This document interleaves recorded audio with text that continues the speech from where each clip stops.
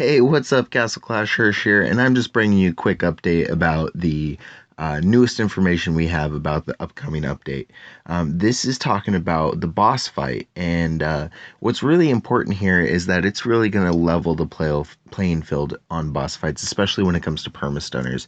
So you can see here what it says, and this is information coming straight from Gias.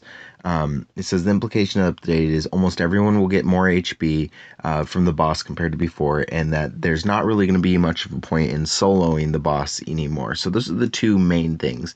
What it's going to add is it's going to make it percent based. So if you can do up to 30% in damage, you're going to, if you can do more than 30% damage, then you're going to get the max amount of HP.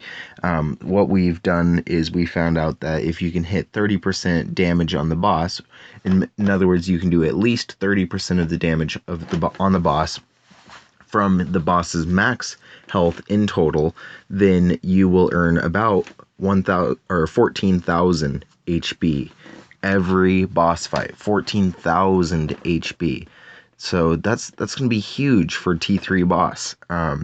And so if you can solo the boss in 1 minute and 30 seconds, then you're going to get 14,000 HP. If you can do 30% of the damage of the boss's total health, then you're going to get 14,000 HP. You're going to get that regardless of whether or not you can kill the boss or not. Then there's going to be a little bit of a bonus if you do kill the boss, but if you don't kill it, you're still going to get that max amount of HP. So it's not going to be such a huge rush to get in there.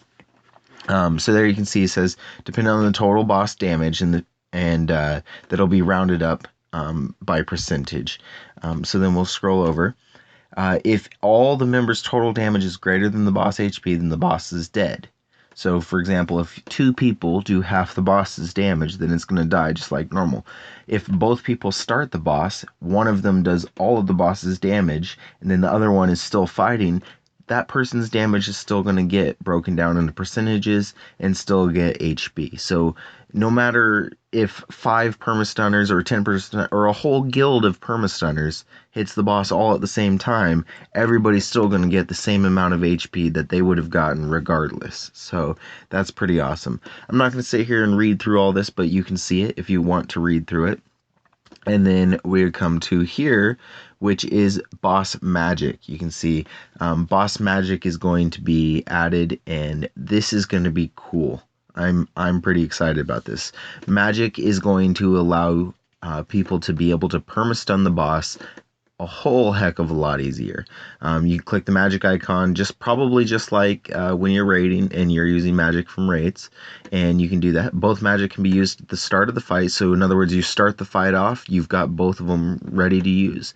Once you have used your magic, then a cooldown timer will start for both magic, which means one cannot use them at the same time.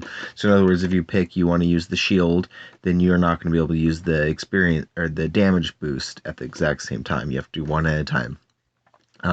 Magic isn't going to cost any resources, and during each battle you can use each type of magic once. So in other words, most likely what you're going to do is you're going to drop your shield right off the start of the fight, and then right around like 1 minute 30 seconds or so, when your pumpkin duke is at the peak amount of damage, you'll drop the experience booster. So that's going to be pretty cool.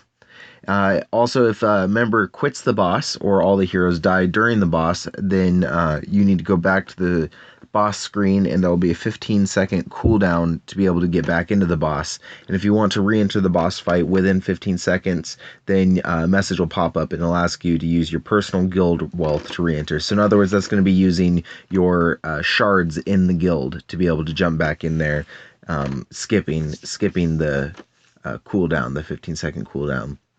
And you can see that 15 seconds is only for tier 3 boss. It's only 10 seconds for tier 2 and 5 seconds for tier 1. So there you go. That's the information. This is the magic right here. I'm going to zoom in a little bit. Invincibility and inspiration. And here we can see heroes in battlefield become invincible for a certain amount of time. Heroes increase damage by 30%. And it's going to last for 8 seconds and 10 seconds depending.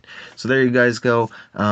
That's basically it. I just wanted to get this information out there, get it out to you as fast as possible so that everybody knows it's coming. And yeah, that's it. I hope you'd enjoy.